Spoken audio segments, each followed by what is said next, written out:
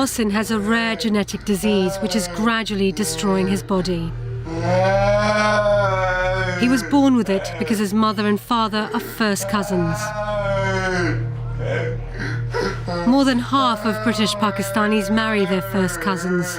Tonight on Dispatches, the tragic consequences of a cultural practice that is devastating children's lives.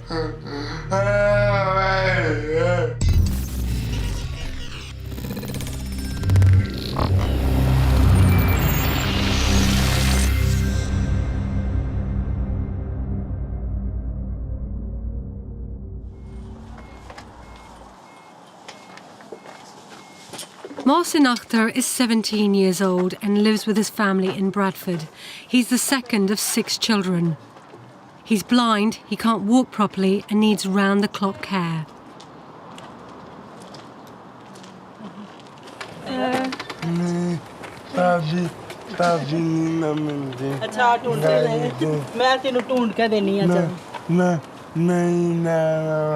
अच्छा अभी अब्बू आते हैं ना हैं अब्बू आते हैं ना फिर चलते हैं अच्छा चला क्या कह रहा है गाड़ी चलानी है गाड़ी लेके देनी Mohsin is losing his hearing. His speech is seriously impaired and he understands little of what's happening around him. Aunty आई है आंटी बोल दी है Mohsin is obsessed with the idea of driving, not realizing this will never be possible.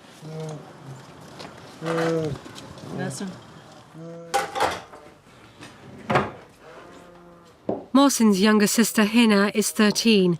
She's the Akhtar's 4th child. Her sister Zainab is 11. Both sisters have inherited the same disease as Mohsin. They can neither see nor hear. All 3 children have an extremely rare genetic disorder called mucolipidosis type 4. Their bodies cannot get rid of waste products properly, affecting everyday brain function from vision to movement.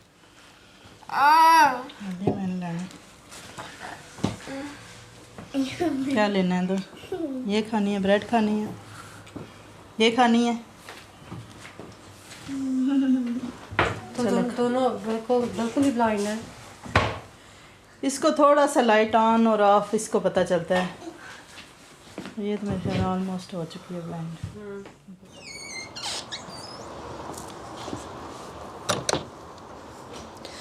The potential consequences of first cousin marriages are tragic and devastating.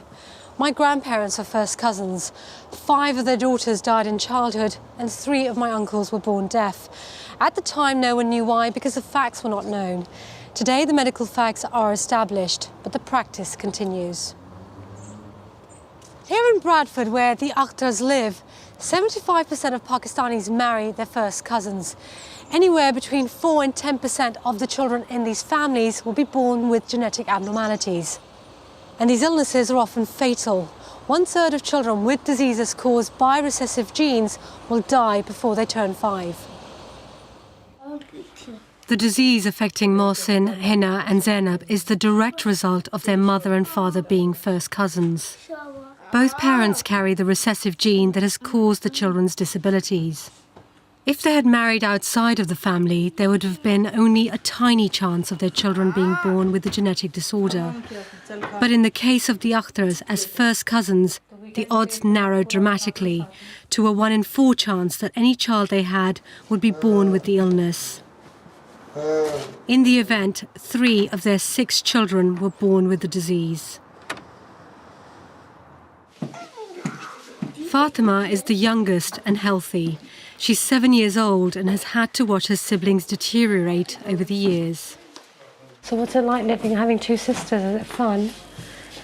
What's the best bit? I play together. क्या हुआ है What's the most difficult bit? Like when they're crying and we can't stop them crying.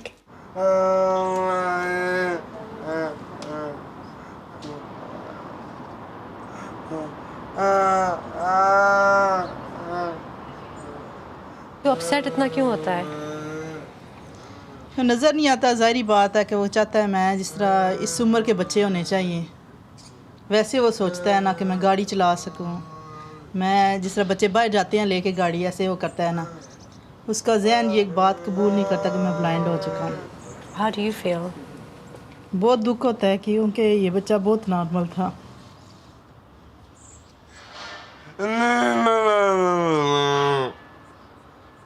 अगर ये बच्चे normal होते तो अपने अपने घर के हो जाते, वक्त के साथ साथ अपना आप संभाल लेते। तो एज वाइज तो मुझे बहुत मुश्किल महसूस हो रहा है ना, मैं कैसे इनको करूँगी deal.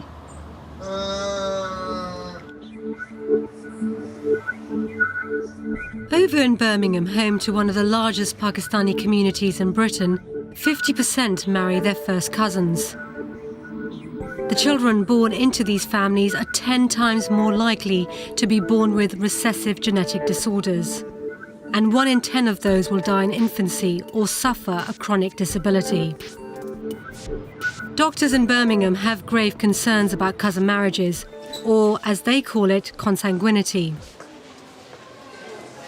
Dr. David Milford is a renal specialist at the Birmingham Children's Hospital.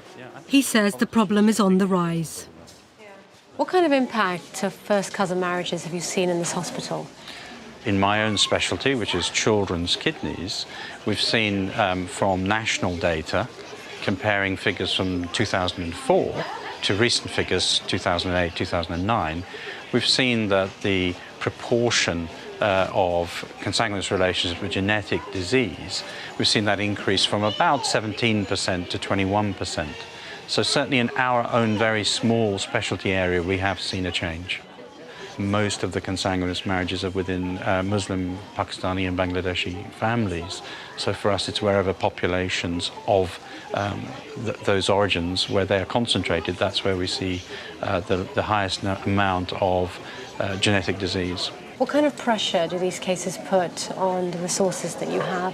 We see some children with very serious disease. We've had children who've presented soon after birth with kidney failure requiring artificial kidney treatment, and they then go on to require kidney and liver transplantation to correct their genetic defect. And then we see other children who are more mildly affected, who have some degree of kidney impairment, but not enough to require artificial kidney treatment or transplantation. So it's quite variable.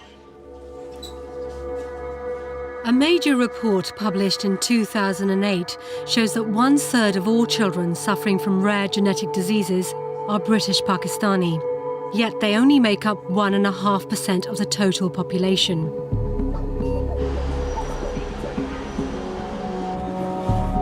More than 70 published British scientific studies have shown that cousin marriages lead to an increased chance of having a child born with a rare genetic disorder. A significant number of these children will have serious kidney or liver problems.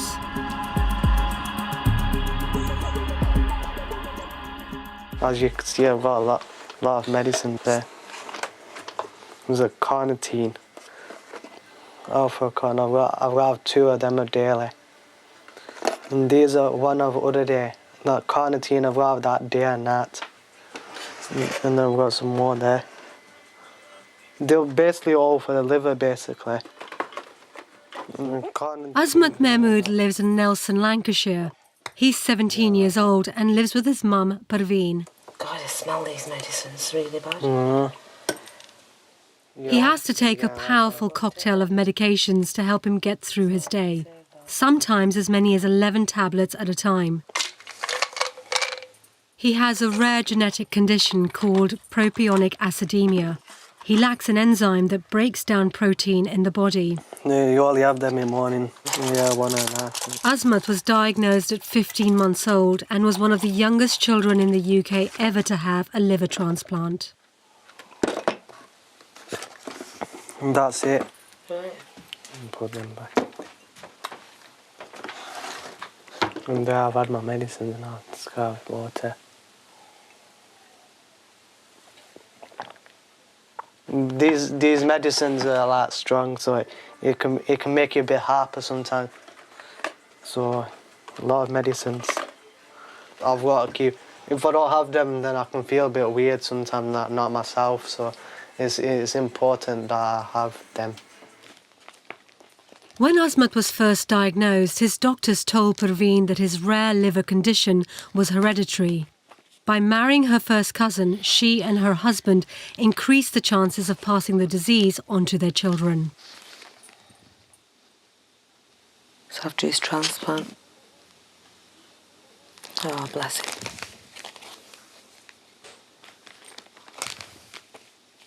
It was when he was born.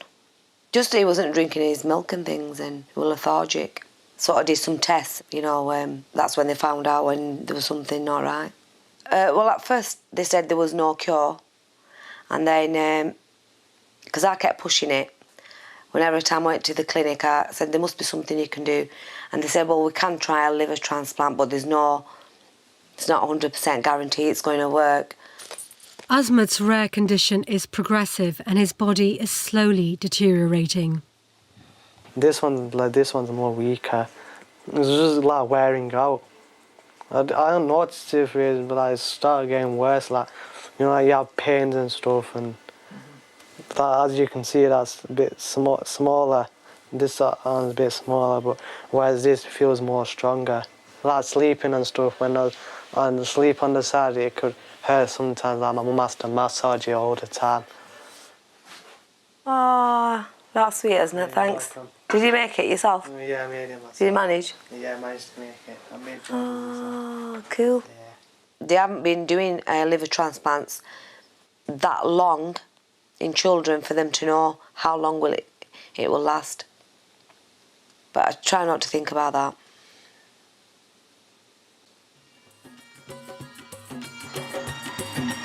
Cousin marriages have been a long-established cultural tradition amongst many British Pakistani families.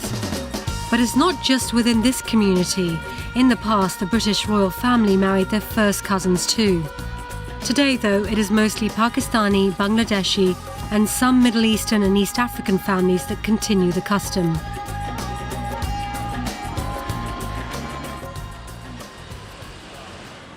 Shafkat Mirza is a journalist and has lived in Sheffield with his family for the last 30 years. He invited me to his local community centre to meet friends, some of whom are married to their first cousins. They said they've never experienced any health problems.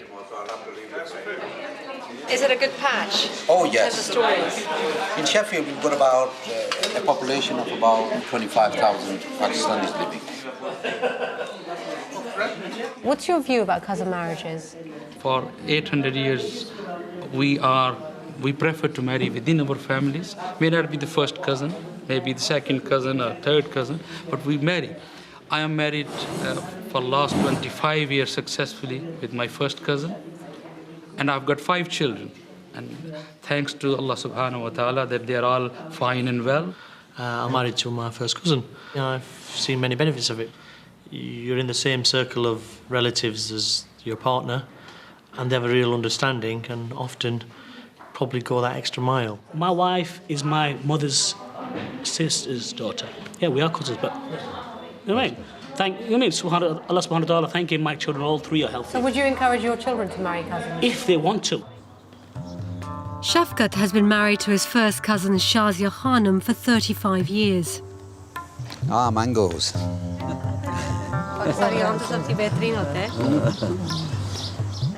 His mum and dad, Farnam Begum and Ali Bahadur, are also first cousins. Shafkat's eldest son, Imran, has continued the family tradition and just married his first cousin in Pakistan.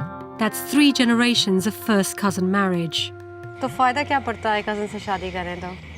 फ़ायदा ये है कि हमें एक दूसरे की आपस में हमदर्दी पैदा होती है, कोई तकलीफ़ होती है तो एक दूसरे की तकलीफ़ को हम तकसीम करते बांटते हैं। मेरी बहू ये मेरी तकलीफ़ को महसूस करती है और ये एहसास करके ये फ़ौरन पहुंचती है कि इनकी मदद को पहुंचो। अगर इसको कोई तकलीफ़ होती है तो मैं फ़ौरन पहुंचता हूँ। इसी तरीके इनको जो आपस में हमदर्दी होगी, अगर हम बाहर से शादी करेंगे तो वो हमें हमदर्दी नहीं मिल सकेगी। It's a very happy atmosphere.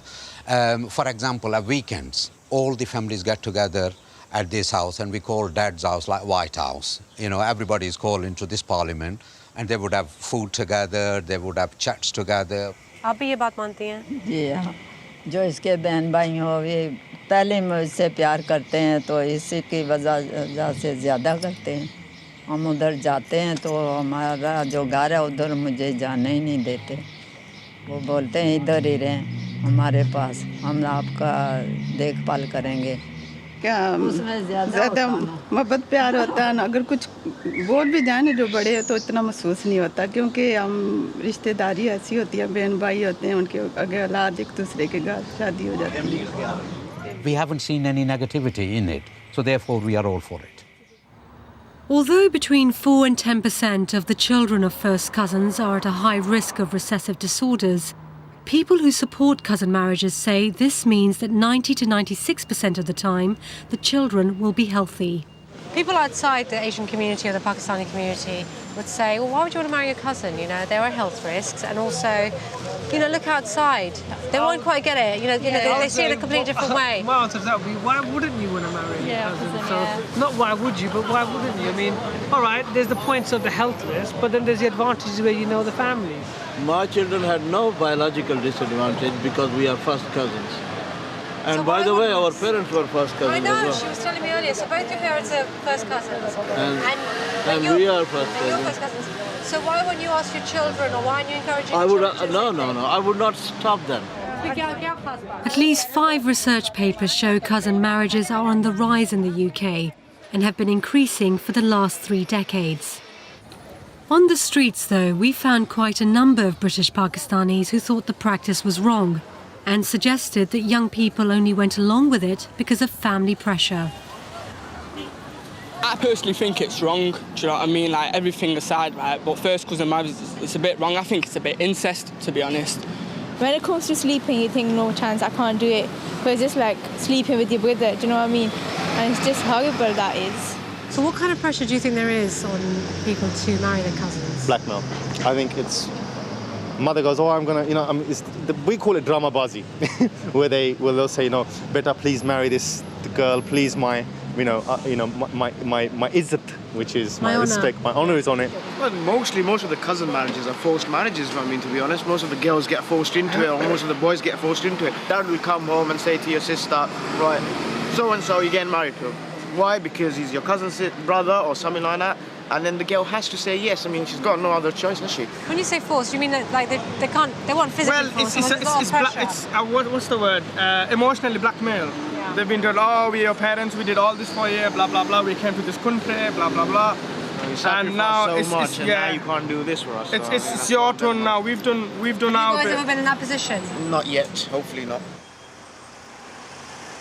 Most first cousin marriages in the UK are between British Pakistanis. A change in immigration law has made it harder to marry a spouse from abroad. However, first cousins are sometimes still brought in from Pakistan.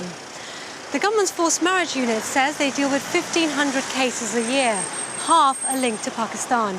Some involve young British men and women who are pressurised into marrying their first cousins against their will. How did you feel about that at the time?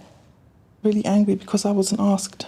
It wasn't even considered. I was very, very angry. I met Zara, who is British but married her first cousin from Pakistan. She asked us to hide her identity. We met when I went to Pakistan with my family, and then a couple of weeks later I was told that I was going to be engaged to him. I refused to marry him. It was about 2 weeks before we were due to get married. Were you forced into it? I was emotionally blackmailed, yeah, I was. My husband's family, they went on hunger strike. They said we're going to commit suicide, this, that. It was a matter of their honour because I'd been engaged to my cousin for a long time. And so I was kind of emotionally blackmailed into it. And it's still going on. My friend, she was married to her cousin and money got involved and they went to Pakistan to sort the situation out. And they were in court, and as she was walking out of court, her husband shot her. She was pregnant at the time. People out there, it's just frightening. Were you ever worried about anything like that happening? Yes, yeah. I am, and in the future of that happening. First cousin marriages can end in tragedy. Just recently, a British couple was shot dead in Pakistan. Here in the UK, the bigger problem is the medical issue. In part 2, we discover people are denying the health risks of cousin marriages.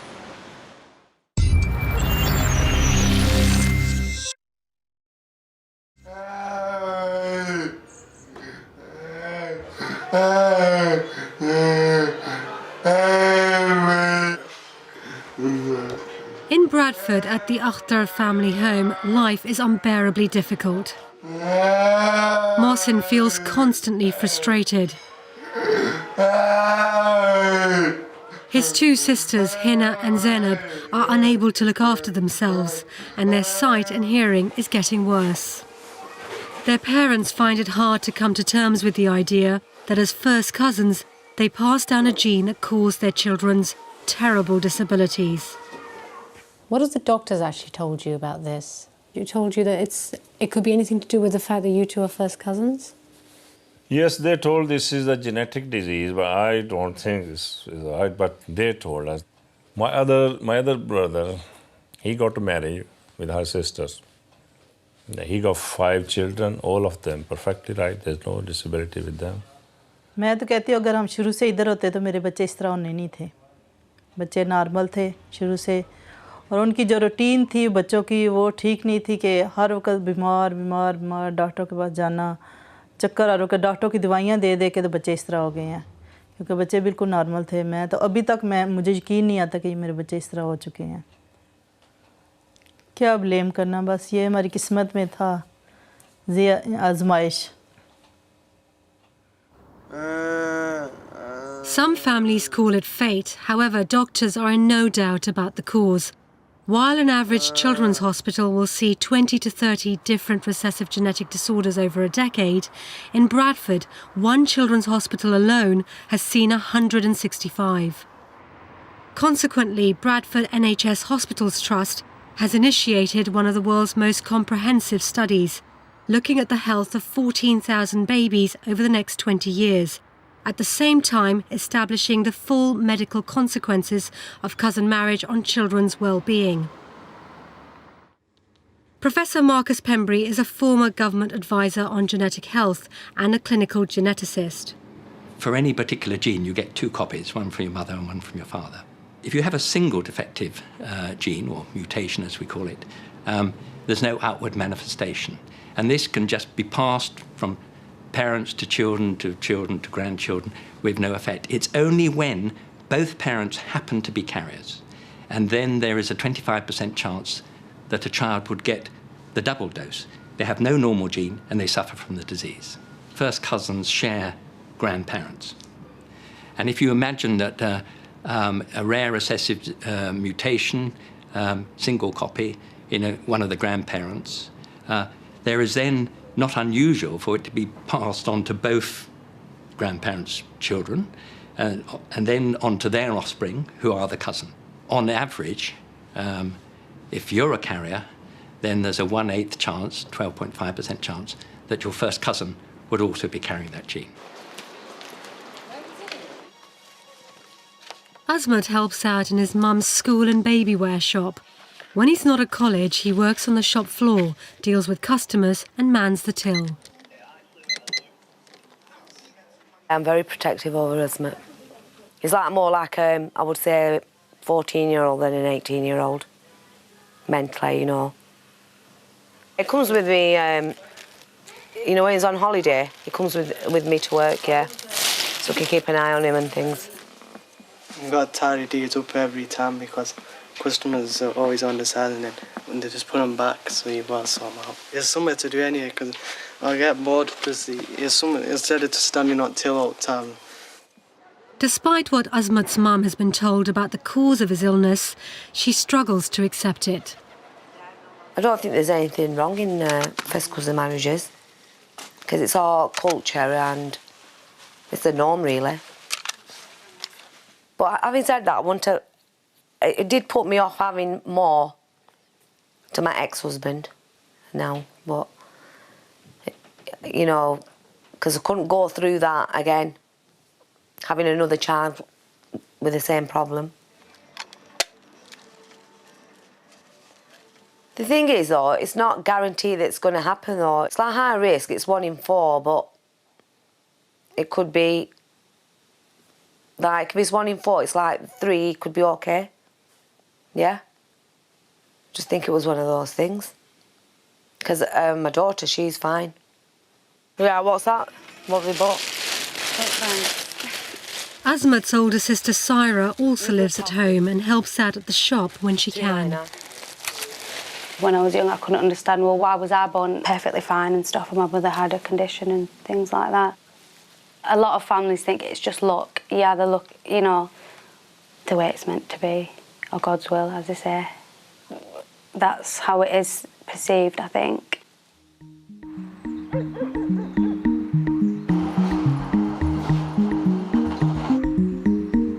In Sheffield, when I talked to the local community, some did accept the medical evidence, but others felt any criticism of cousin marriages was an attack on British Pakistanis.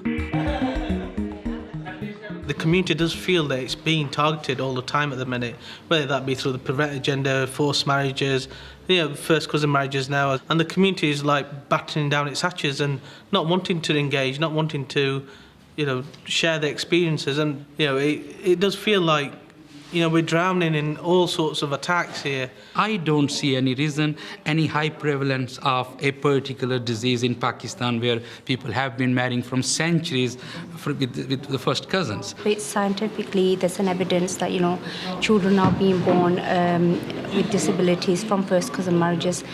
If that is true and evidence is there, then obviously identifying the issue and then basically raising awareness amongst the communities, that is something I feel needs to happen. They should talk about it, but it's how you talk about it.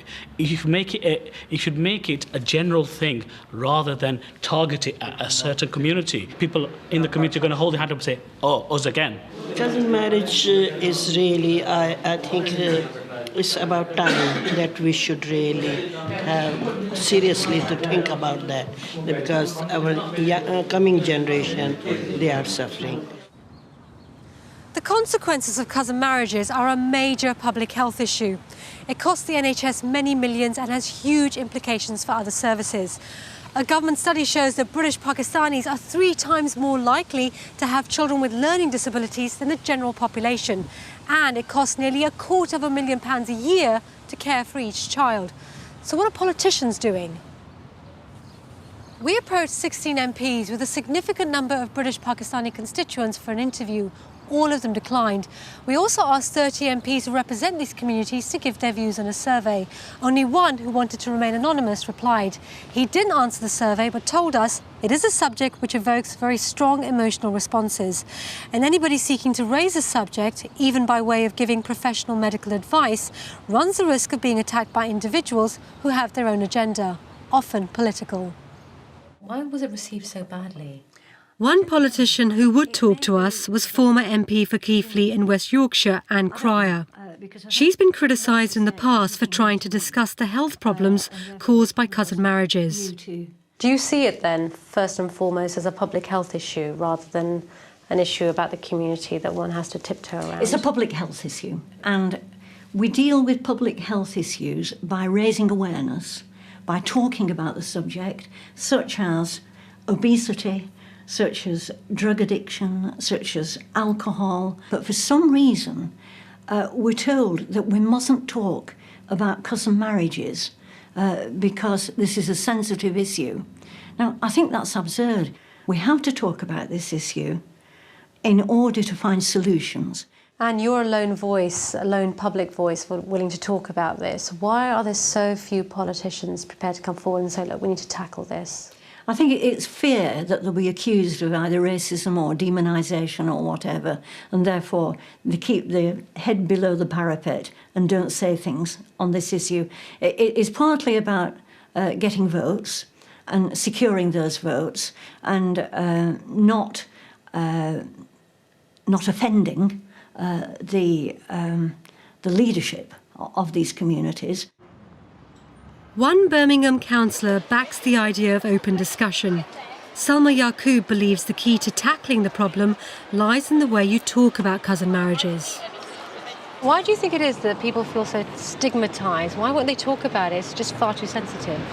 Well, I think after 9/11, Muslims have felt that they've been stereotyped, demonised, just seen through this lens of terrorism, seen as a problematic community. So any discussion around Muslims is to do with some negative issue. So this issue, for example, which is a health issue, if it's framed around, well, why aren't these people stopping doing what they're doing in the face of Western scientific evidence, of course people are going to be defensive. Whereas if it's, well, here's what the evidence is, people can now make informed choices and don't politicise it in the way that we talk about it and see it as a straightforward health issue and deal with it as such. And I feel we'll have a very different discussion around it. Islamic experts say that Islam neither prohibits nor encourages cousin marriages. Some argue, though, that if change is to happen, community and religious leaders need to get on board. But Maulana Munawwar Hussain, a religious scholar in the West Midlands, does not accept that there is a problem. 30% of children with rare diseases are from British Pakistani families. What's your response to that kind of statistic?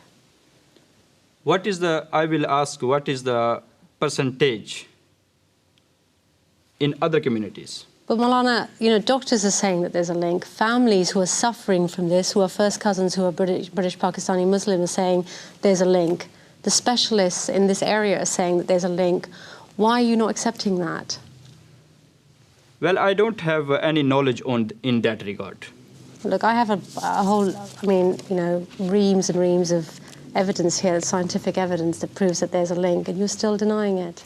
No, what I said, I don't have knowledge on that. Well, if I gave you the evidence and you looked through it and you felt that it was convincing, what would you do about it?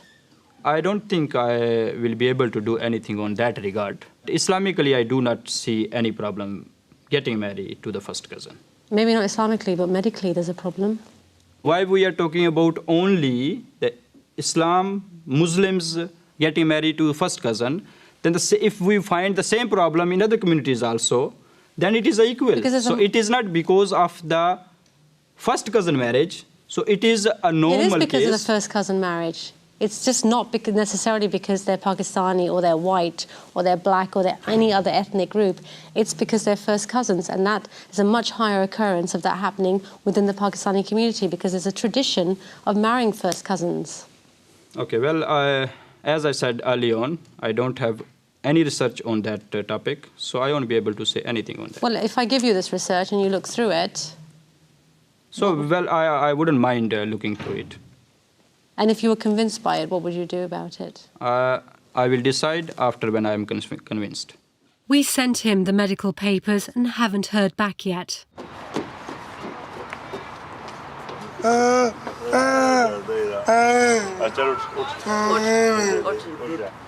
It's a bit hard actually to tackle the issues of these children. I don't know what is their future, how they will live even if we are not here.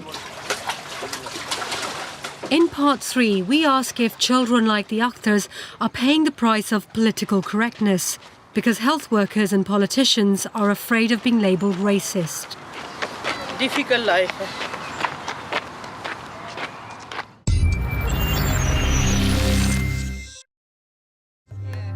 With scientific research showing that first cousins who marry are doubling their chances of having children with rare diseases, why is there so little awareness of this in the wider British population? Sonia and Wayne Gibbs invited me to their family home. They've been together for 16 years. Wayne is Sonia's dad's cousin, making them first cousins once removed, something that never struck them as a problem. Their child Nicole died of juvenile osteopetrosis, a genetic disease that causes the bones to thicken and crush the body's organs. They were told it was because they both carried recessive genes.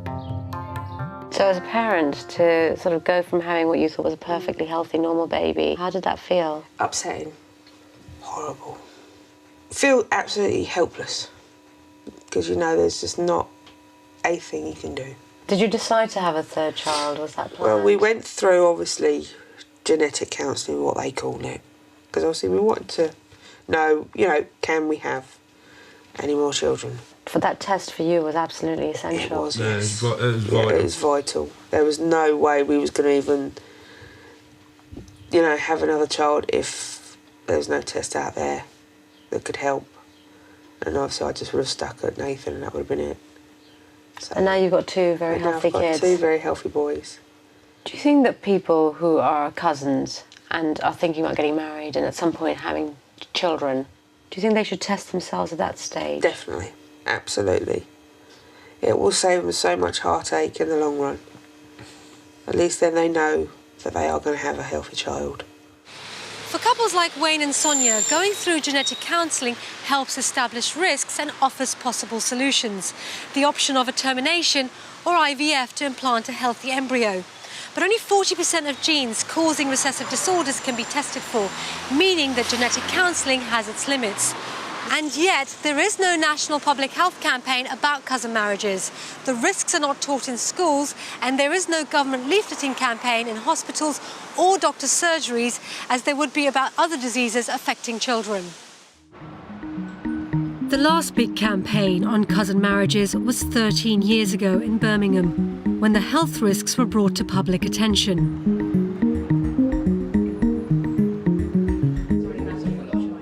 Dr. Jackie Chambers, the Director of Health in the city, explains how some British Pakistanis opposed the initiative.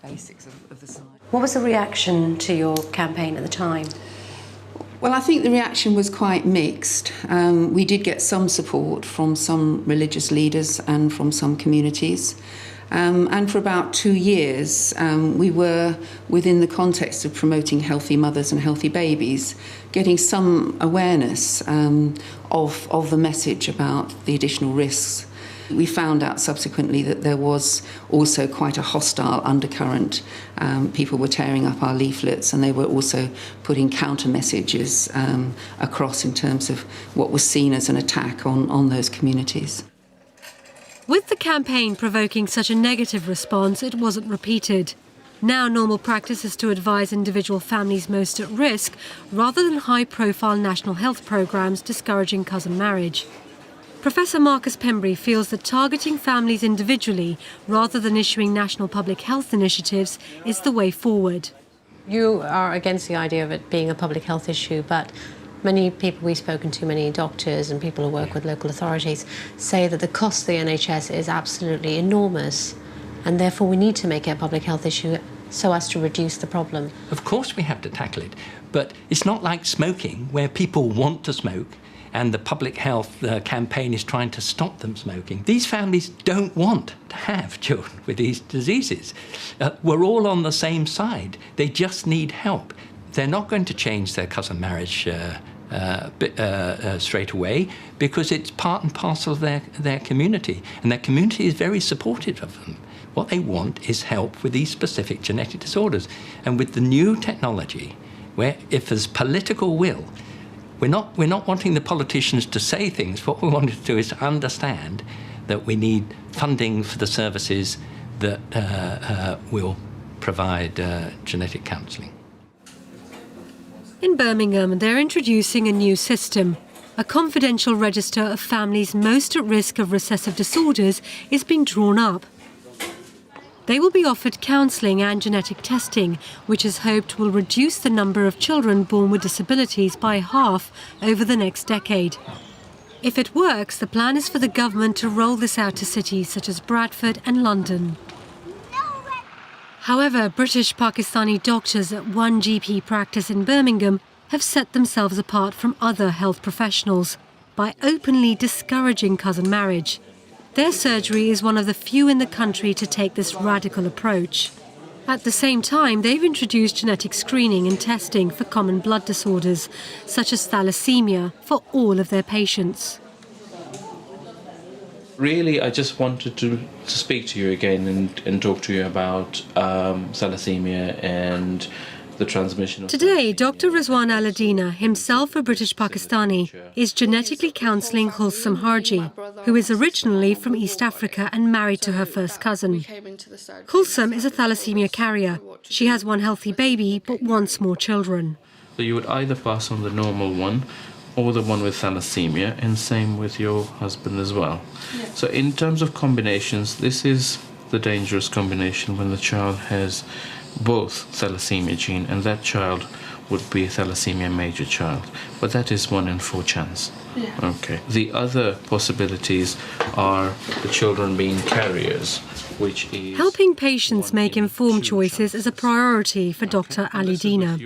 He says he's done this with the help of local religious leaders. It has taken a good time, for about almost 20 years, to change attitudes, getting the support of the clergy. That is the key. I think at the end of the day, if you do not have the support of the religious leadership within your community, particularly in a Muslim community, then your message is not going to get through. This is not an attack on Islam.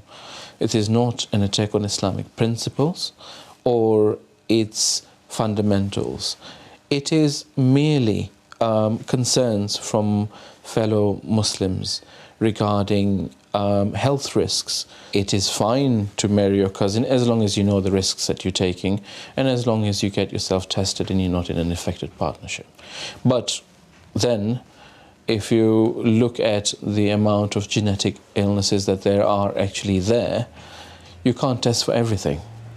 So the sensible thing would be to say, if you can avoid these partnerships, then it's actually better.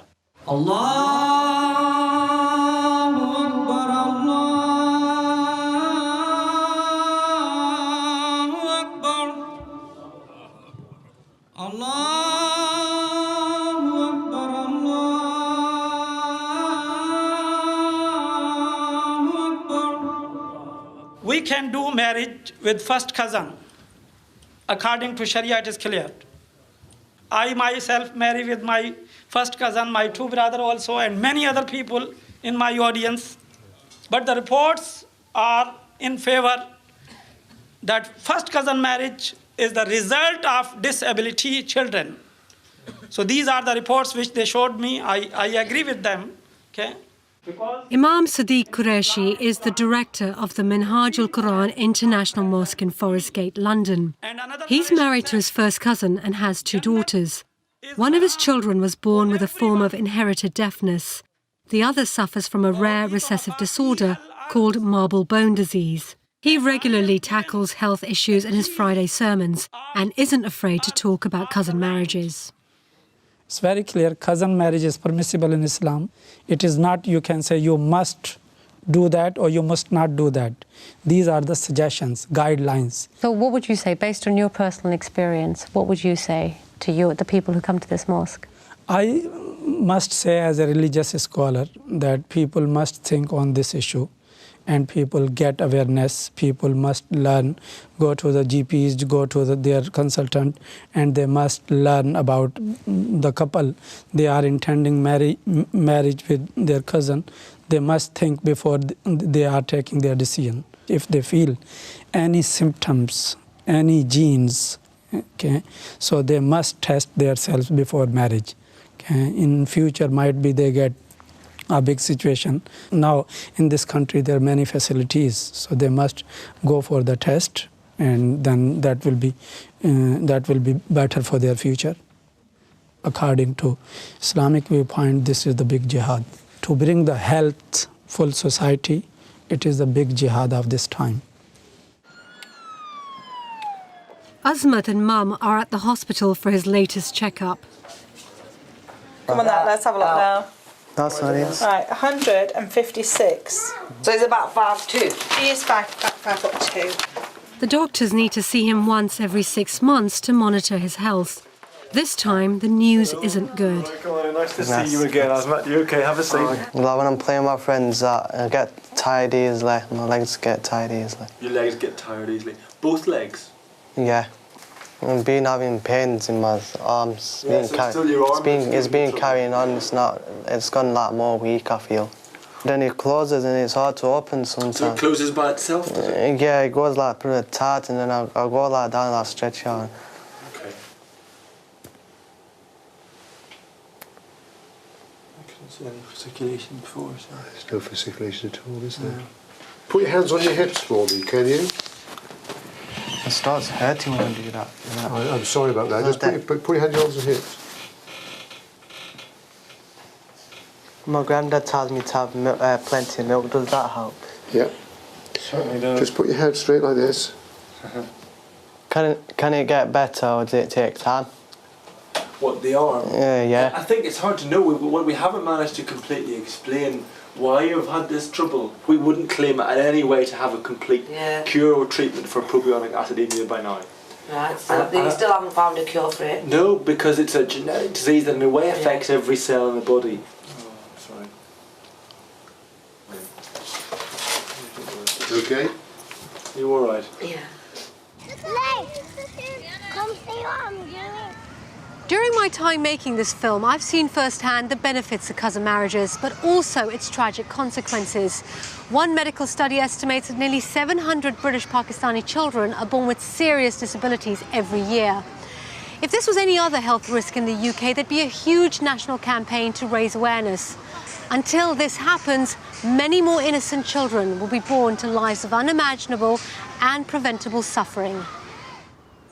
My dream is maybe to get a good job and build something on myself and get married, have a family of my own as well.